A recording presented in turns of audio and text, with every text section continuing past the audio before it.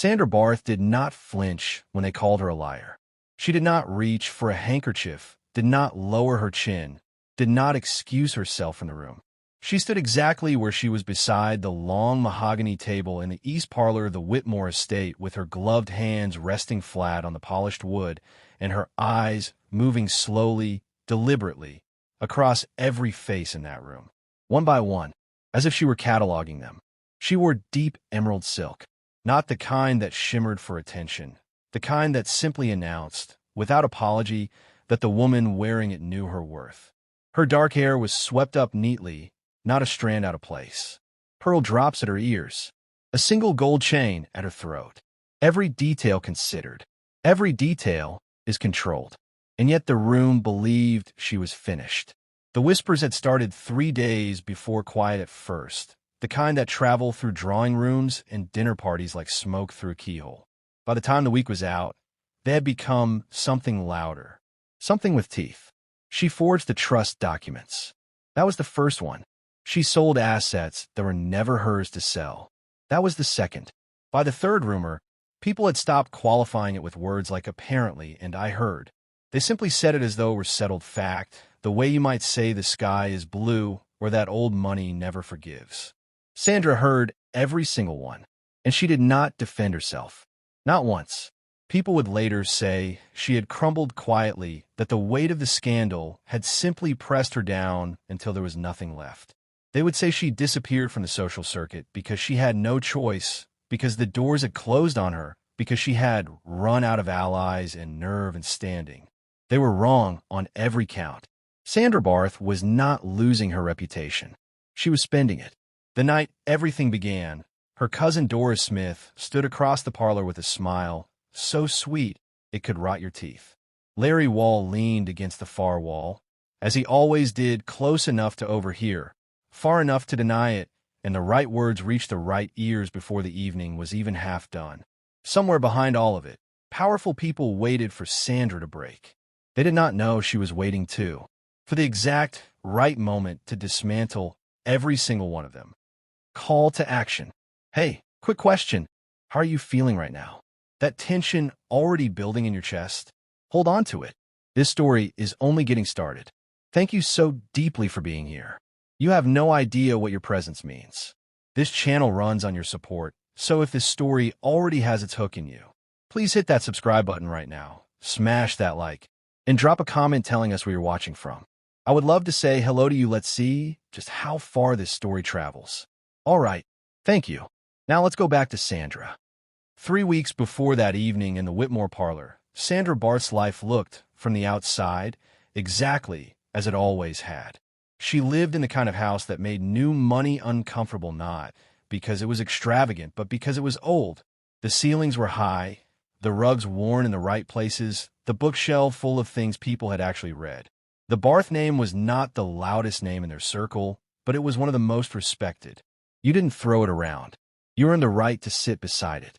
Sandra had spent 31 years earning it quietly. She was not the kind of woman people noticed immediately.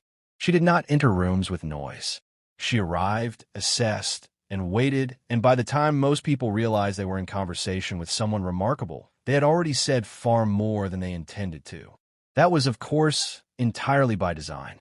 The trouble began on a Tuesday at a charity luncheon hosted by Mrs. Eleanor Ford at her townhouse on Chestnut Hill.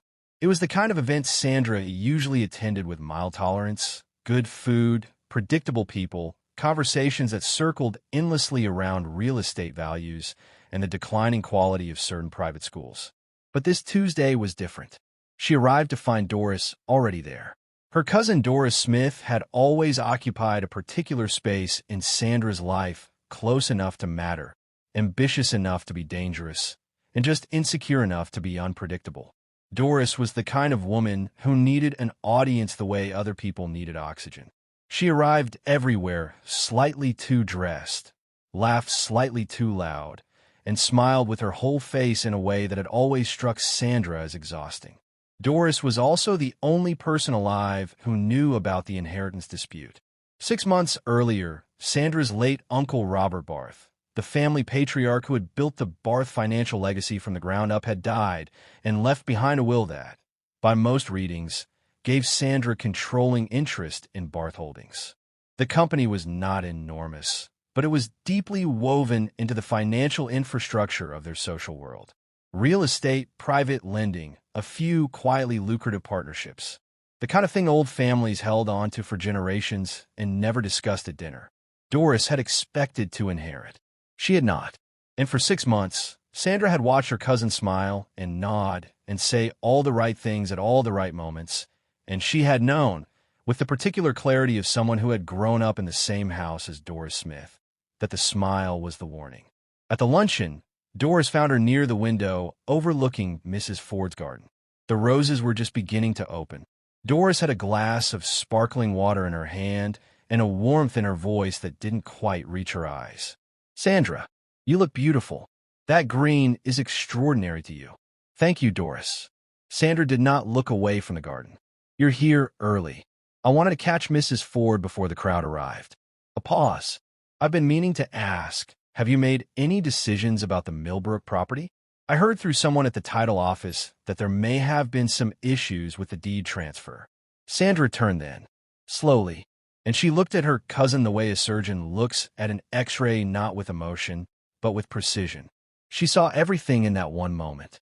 The rehearsed casualness, the specific mention of the title office, the use of the word someone. Doris had already started. "There are no issues with the Millbrook deed," Sandra said pleasantly. "But I appreciate your concern." She excused herself, found a quiet corner near the bookshelves, and spent the rest of the luncheon listening. By dessert, she had heard 3 variations of the same story that Sandra Barth had filed paperwork transferring Millbrook to herself before her uncle's will had been properly validated, that there were questions about whether certain signatures were authentic, that someone at the title office had flagged an irregularity. None of it was true. All of it was spreading. Sandra drove home that evening, sat at her uncle's old writing desk, the same desk she had climbed under as a child during thunderstorms, and opened a fresh notebook. She wrote 3 words at the top of the first page. "They've begun. Good." Then she started making her own list. There is something that most people misunderstand about reputation. They treat it like a piece of china, fragile, precious, to be protected at all costs. They believe that once it cracks, it is ruined, that a whisper is a wound, that a rumor is a sentence. Sandra Barth had learned, in the years since her father died and left her to navigate their world alone, that reputation was not china. It was currency, and like all currency, it had a strategic value that changed depending on how you spent it. Larry Wall understood this better than anyone in their circle, which was precisely why he was so dangerous and precisely why Sandra had chosen him. Larry was not, technically, anyone important. He held no title, managed no significant wealth, and sat on no boards. What he had, instead, was access. He attended every gathering, charity event, opening night, and private dinner that mattered in their world, and he moved through them with the smooth, watchful ease of a man who had made himself indispensable without ever explaining exactly how. He knew things. He shared things selectively, strategically, always with just enough plausible distance that no one could accuse him of gossip. He preferred to call it keeping people informed. Sandra had observed him for 2 years before she decided to use him. The day after the luncheon at Mrs. she arranged to cross his path at the Hartwell Club, a members' library and social space where the city's quieter elite gathered on Wednesday afternoons. She arrived knowing he would be there.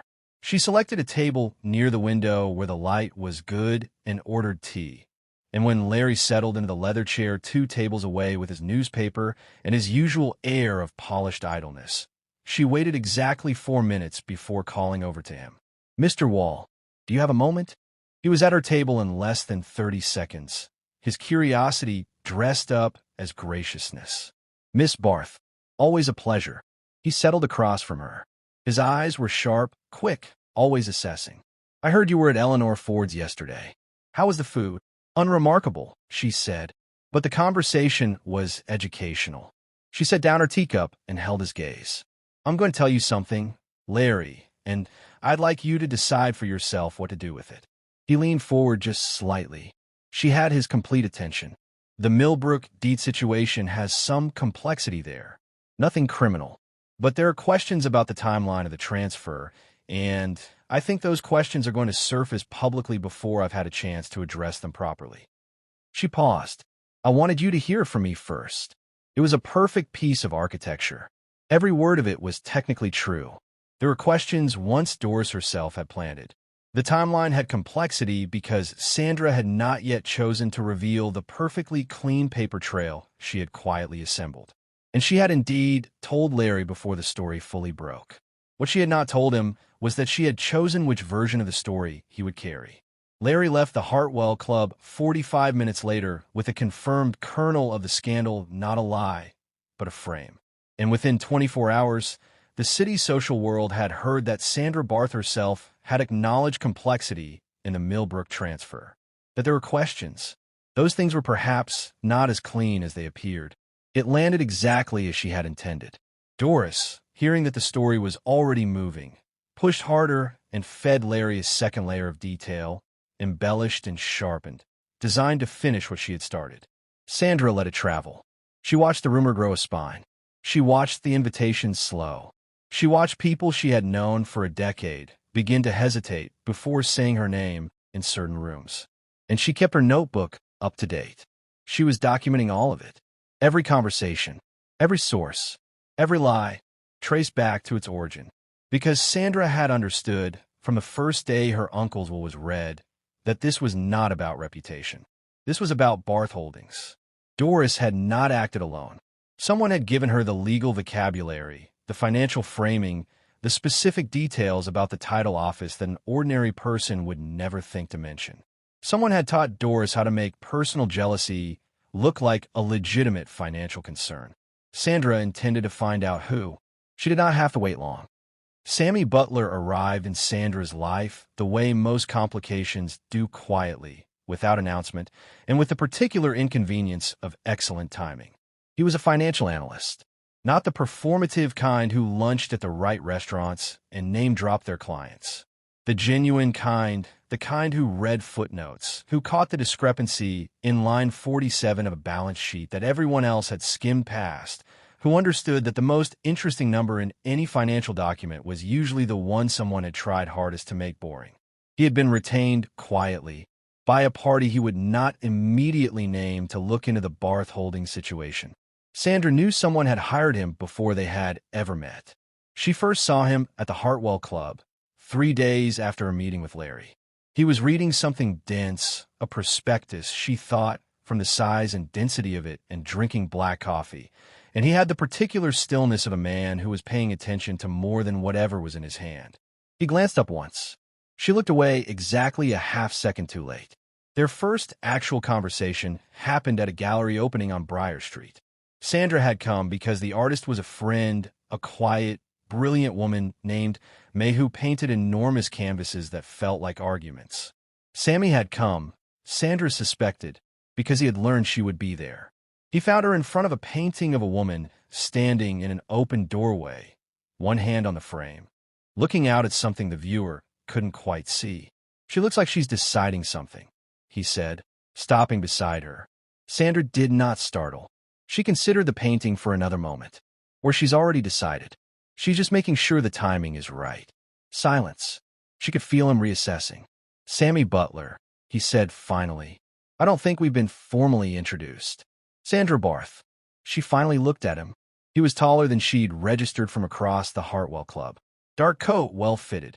The kind of man who didn't dress to impress, but dressed because he respected the occasion. His eyes were direct, not aggressive, but the kind of direct that means someone has stopped pretending not to notice things. I know who you are, Mr. Butler.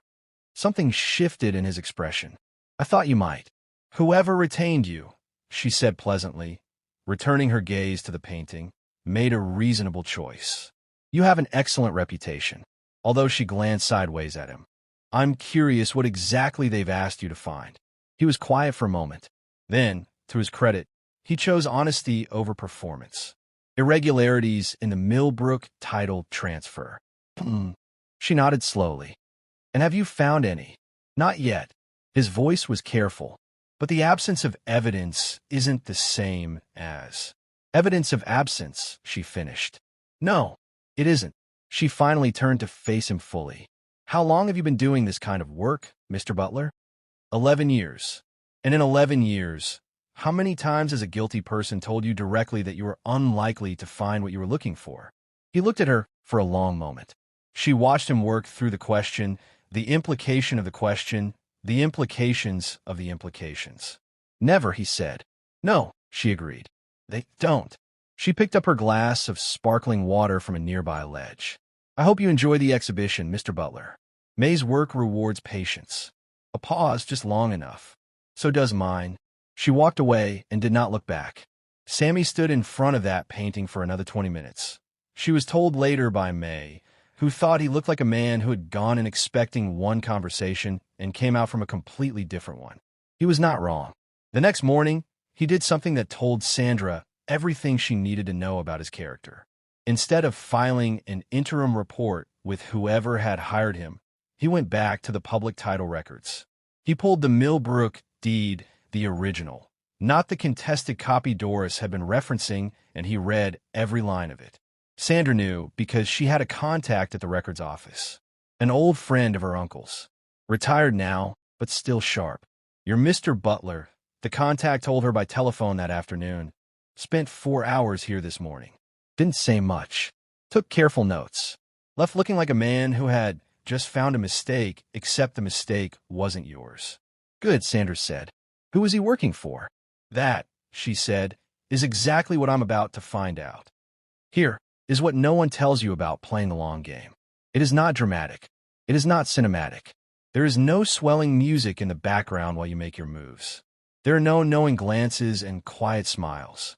There is just the daily work of holding yourself together while the world around you constructs a version of you that bears very little resemblance to reality.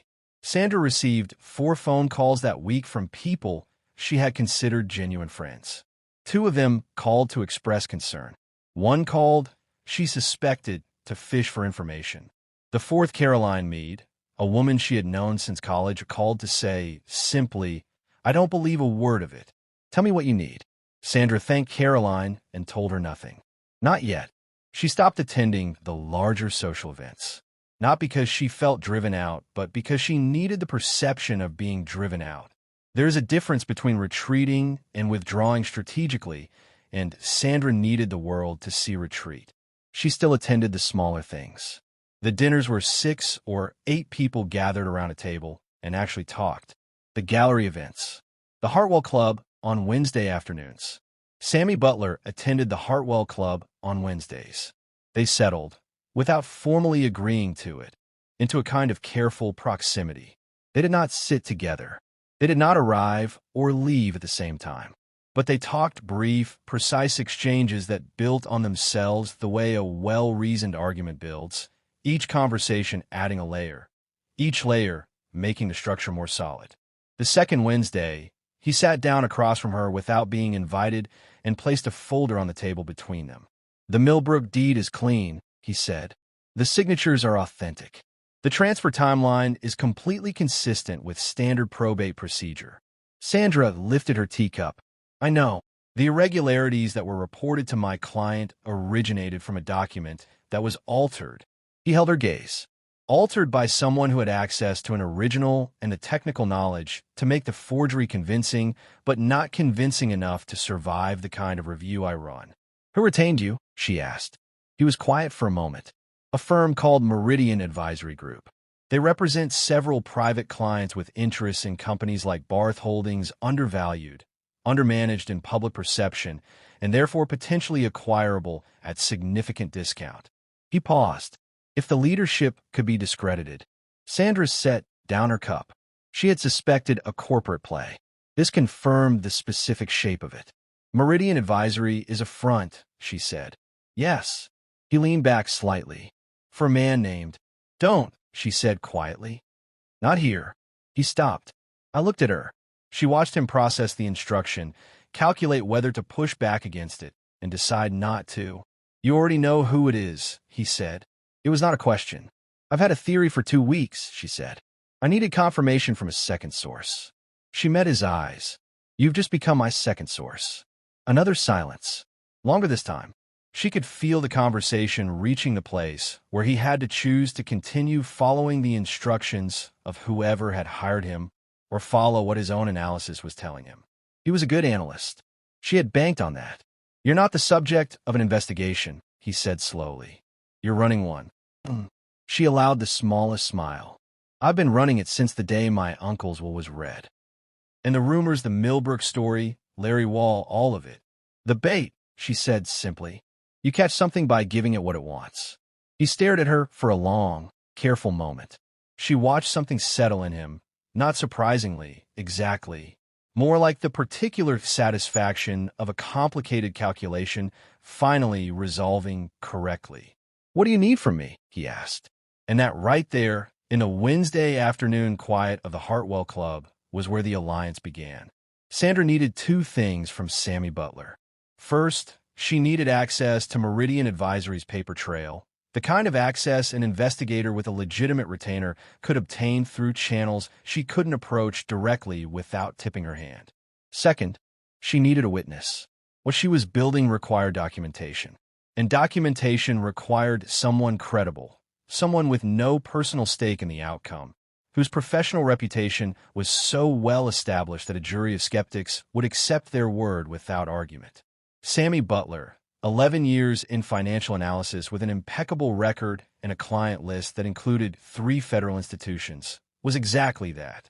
"When you say witness," he said carefully, "what exactly am I witnessing?" "The part where it ends," she said.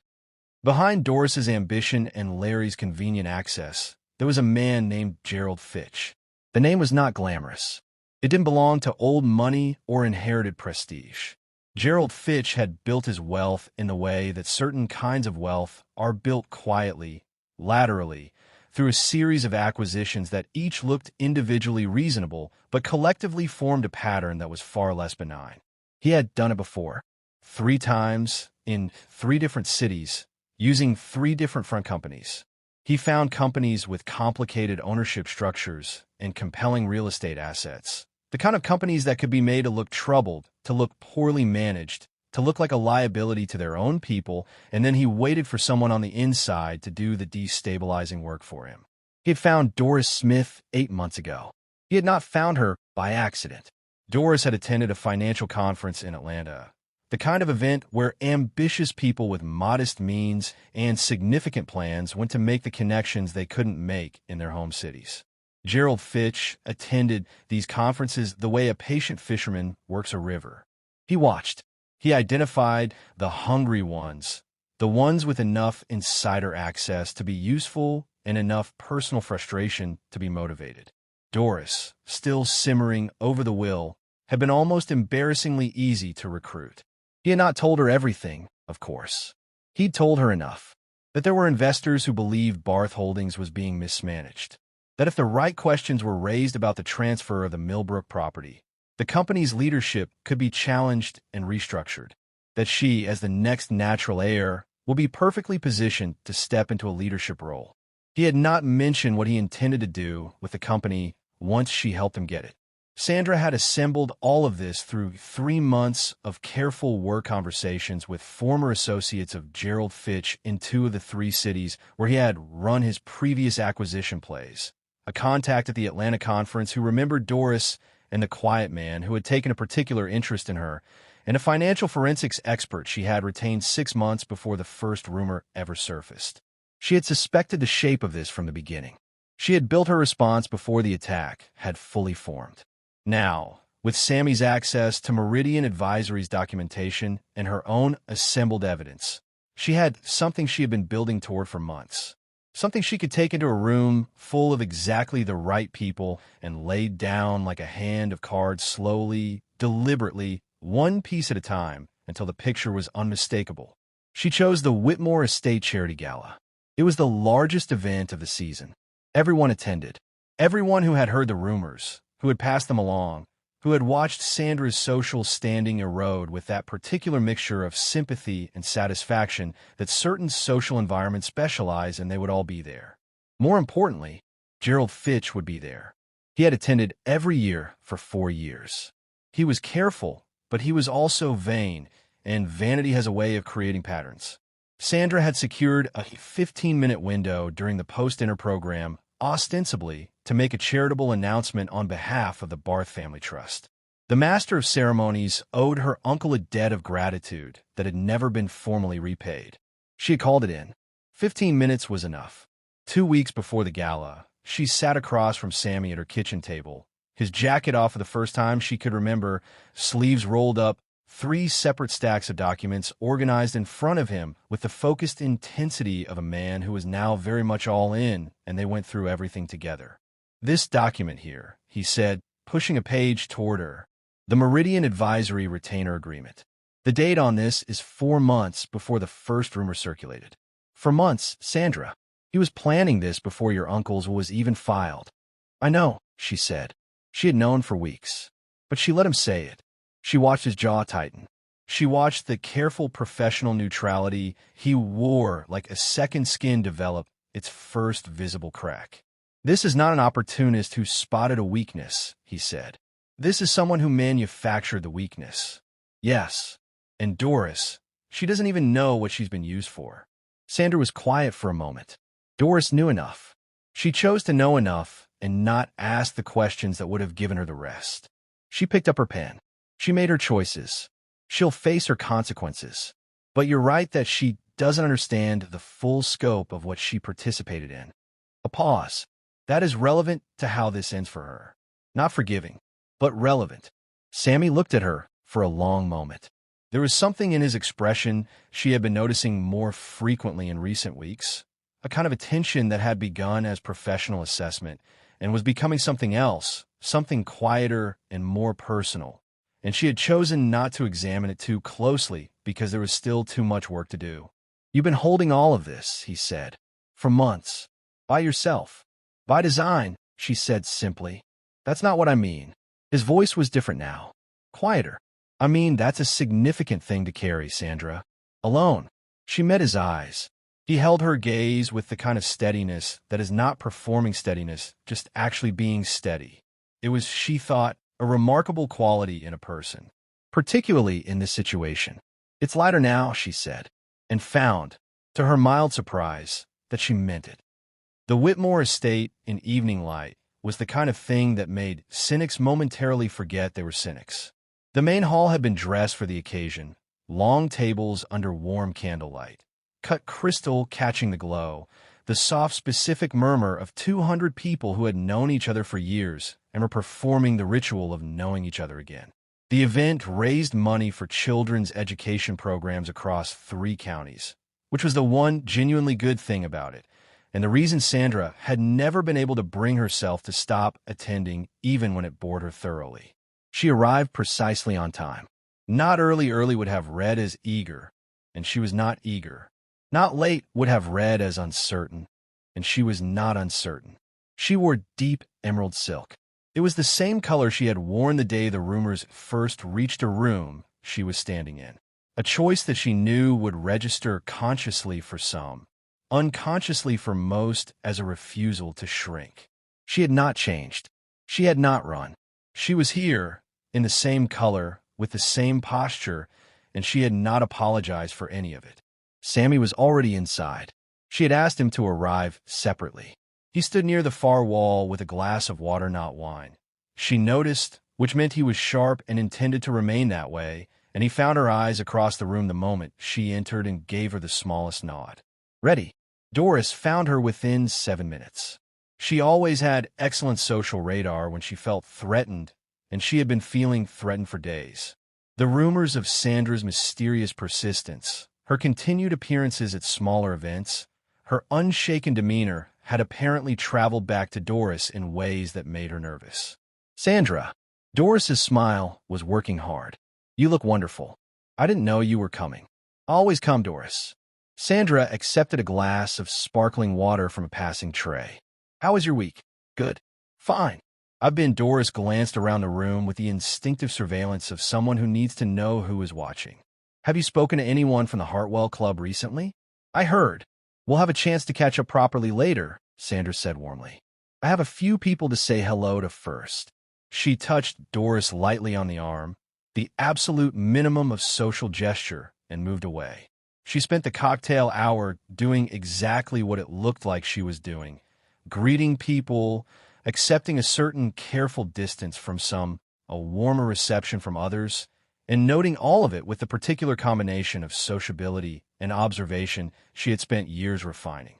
Gerald Fitch arrived at 7:45. She had never met him formally. She had a photograph of a business profile image, 6 years old, slightly too posed, and the general physical description her contacts had provided. He was shorter than she'd imagined, well-dressed in a way that projected money, but not warmth. He moved through the room with the practiced ease of a man who knew how to appear comfortable in spaces he was, in fact, quietly cataloging. He found Larry Wall within 12 minutes of arriving, which told Sandra everything she needed to know about his preparation for the evening.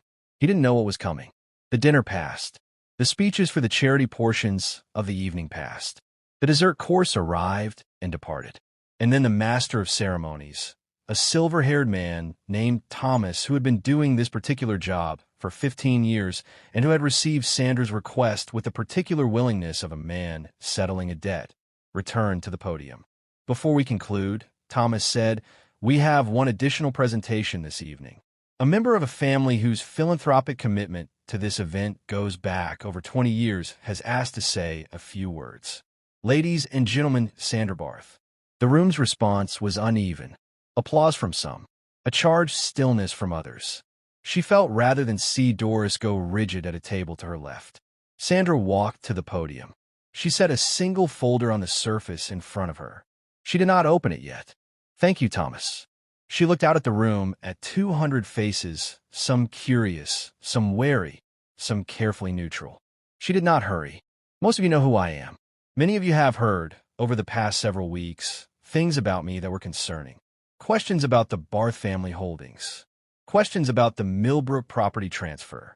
Questions about my fitness to lead a company my family has built across 2 generations." The room was perfectly still. I did not address those questions when they arose. That frustrated some people. I understand why. She opened the folder. I didn't address them because I was busy finding the answers. She spoke for 12 minutes. She was not theatrical about it. She did not raise her voice. She presented, one by one, the specific documents that established the following: that the Millbrook deed was clean and had been clean from the moment it was filed, that the irregularities cited in the rumors derived from a deliberately altered secondary document that had been traced to a source inside the offices of Meridian Advisory Group, that Meridian Advisory had been retained by Gerald Fitch, who was present in this room for months before the first rumor circulated, as part of a documented acquisition strategy that had been used in Atlanta, in Denver, and in Charlotte under different company names, and that the person inside the Barth family social circle who had provided Fitch the access and personal detail necessary to make the smear campaign believable was Doris Smith. She said Doris's name the same way she said every other name, clearly, without editorializing. She did not look at her cousin when she said it. She presented copies of the documentation prepared, organized, and distributed to the 2 attorneys she had positioned in the room for this purpose before she had finished speaking, so that no one could question whether the material was real. She closed the folder. "I want to say one more thing," she said, "about patience, about what it costs and what it's worth." She looked out at the room. People who are accused of something they didn't do have a very human instinct to defend themselves immediately, loudly, with emotion. I understand that instinct. But there is something more powerful than a denial, and that is evidence. Evidence takes time to build. It requires you to let the story move while you watch it. It requires a tolerance for discomfort that most people find unbearable. A pause. That discomfort is, in fact, the cost of the strategy, and it is worth paying. This is not, she continued quietly, a lesson about revenge.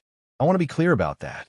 This is a lesson about documentation, about knowing your own story well enough that no one can write a different one over it, about understanding that in a world where information moves faster than truth, the most dangerous thing you can be is organized. She left the podium. The room was silent for exactly 4 seconds. Then Thomas began to applaud. And then, slowly, the room followed. Not everyone, but enough. And the ones who didn't applaud were the ones suddenly very interested in their shoes. The morning after the Whitmore Gala, Sandra sat at her uncle's old desk with a cup of coffee and her notebook open in front of her. She had not slept much. Not from anxiety for the first time in months. Anxiety was not the operative feeling. She had simply found herself awake in the early hours, listening to the particular quiet of a house that has been holding its breath for a long time and is finally allowed to breathe. She drew a line at the bottom of the last page of notes she had taken. Then she closed the notebook. Gerald Fitch had left the Whitmore estate before the evening concluded. His exit was not dramatic, nothing so obvious as fleeing. But he left, and the attorneys she had positioned in the room had served him with the first round of civil documentation before his car reached the end of the drive. The criminal referral to the Financial Crimes Unit had been filed that morning, supported by the same paper trail she had presented the night before. His pattern of behavior across 3 previous cities, now fully documented and cross-referenced, made this a significantly more serious matter than a single acquisition scheme. He would not escape this with a quiet settlement. She had made sure of that. Larry Wall's credibility had not survived the night. The revelation that the specific details he had been spreading originated from a doctor document that he had been, in the most charitable reading of events, an unwitting conduit for a deliberate fraud, had the effect of retroactively contaminating every piece of information he had ever shared. People were reviewing. People were questioning.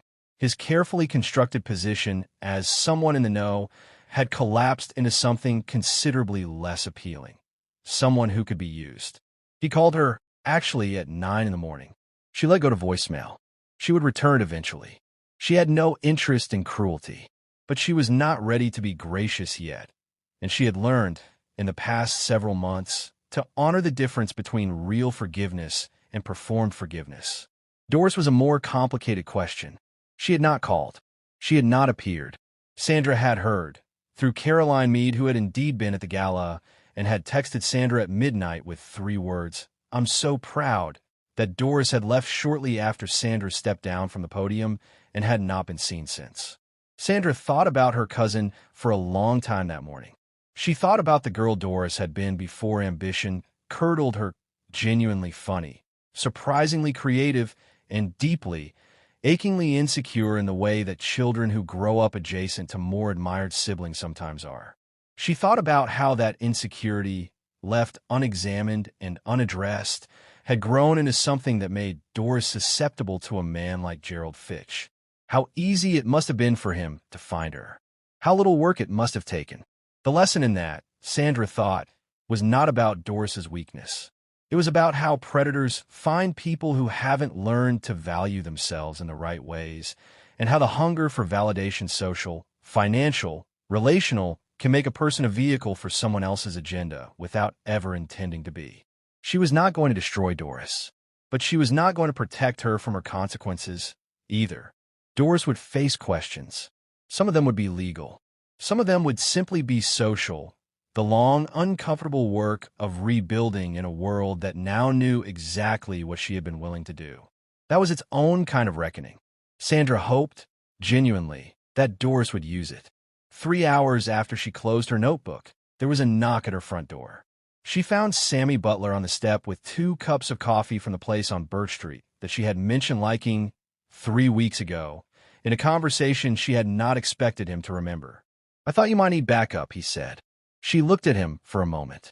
His jacket was on, but barely the kind of barely that means someone left the house in a hurry and put the jacket on as an afterthought. His expression was doing several things at once. Checking how she was, trying not to obviously check how she was, trying not to be too obvious about trying not to be too obvious. It was, she thought, entirely charming. "Come in," she said. "I have about 4 hours of administrative tedium ahead of me and a desk that's beginning to look like a law library." "I'm good at law libraries," he said, stepping inside. "I know," she said. "That's why I'm letting you in." They worked through the morning and into the afternoon, going through the documentation together, organizing what would need to go to the attorneys and what she could file directly, making the methodical and unglamorous decisions that are the actual substance of resolution. He was, as she had expected, excellent at the work. Precise. Unflappable. He asked smart questions and offered his analysis without editorializing and pushed back exactly twice on exactly the right points. At some point in the early afternoon, they stopped working and simply sat coffee gone cold, papers organized into their final stacks, the particular quiet of tasks completed settling over the room. "Can I ask you something?" Sammy said. "You've been asking me things for weeks," she said. "Why would you start requesting permission now?" He almost smiled. She had noticed, over the course of their acquaintance, that he was conservative with smiles, not because he lacked warmth, but because when he smiled, it was real, and he seemed to have decided that real things should not be wasted. "Was there ever a moment," he said, "when you were afraid it wouldn't work?" She was quiet for a moment. The honest answer required a breath. "Yes," she said, "about 3 weeks in. I was at a dinner one of those evenings where you're the only person in the room who knows what's actually happening, and someone said my name in a sentence that also contained the word unfortunately, and I felt," she paused. "I felt the very real possibility that I had miscalculated, that I had been patient when I should have been loud, that the truth was going to arrive too late, or not be believed, or both." He nodded slowly. "What got you through it?" "The notebook," she said. "The evidence. The knowledge that what I had was real and what they were saying was not, and that reality, given enough time and the right conditions, tends to assert itself." She looked at him. "And after a while knowing I wasn't running the second half of this alone." The quiet between them was different from the working quiet of the morning. "For what it's worth," he said, "I was wrong about you. When I walked into that gallery, I thought—" "I know what you thought," she said. "Let me finish." He said it gently, but firmly. She let him. "I thought I was dealing with a complex subject in a complicated case. Someone I needed to assess, understand, and ultimately document. I was good at maintaining the distance. It's what makes you useful in this kind of work." A pause. "You made the distance impossible. Good analysis is inconvenient like that," she said softly. "Sandra." He said her name the way people say it when the name is carrying something heavier than the name itself. "I'd like to keep being useful to you. Not professionally." He held her gaze. "If that's something you consider." She looked at him for a long moment. Outside the window, the late afternoon light was doing something generous with the plain trees along the street, turning them gold and amber and the particular warm color of things settling into their best version of themselves. "I've been considering it," she said, "for approximately 4 Wednesdays. This time he smiled. Fully. Really. It was, she thought, worth waiting for. "Hey, quick question. How are you feeling right now? Did Sandra outplay you too? Or did you see every move coming? Thank you so incredibly much for staying all the way to this moment. This channel exists because of your presence, your support, your heart. If this story stayed with you, if Sandra's patience taught you something, please hit subscribe right now, smash that like button, and tell me in the comments, would you have had the patience Sandra did? And subscribe to see how this unfolds. Comment where you're watching from. I will love to say hello to you, just to know how far our story is going. OUTRO. In a world where a whisper can travel faster than the truth, Sandra Barth proved something rare and worth holding on to. She proved that the strongest response to a lie is not always a louder truth. Sometimes it is a more patient one. That reputation, when you understand it clearly, is not a fragile thing to be guarded. It is a resource to be directed. And that the people who try to write your story for you can only succeed if you've stopped writing it yourself. Barth Holdings did not fall.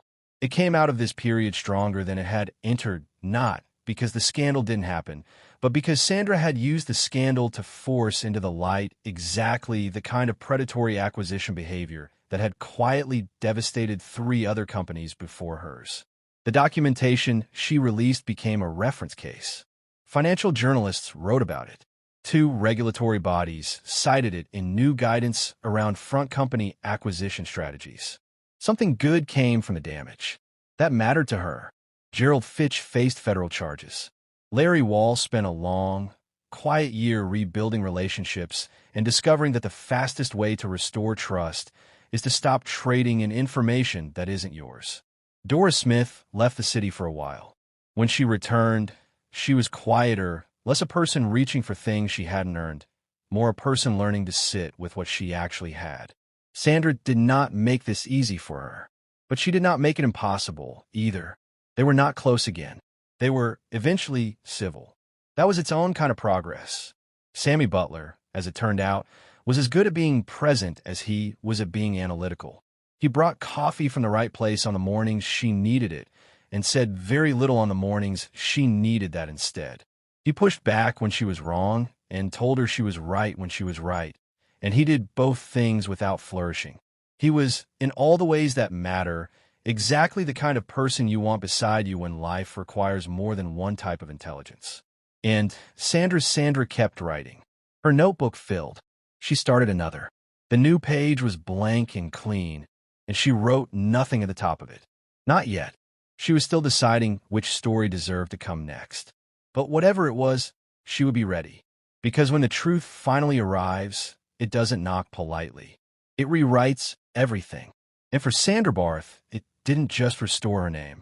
It made sure no one would ever dare question it again.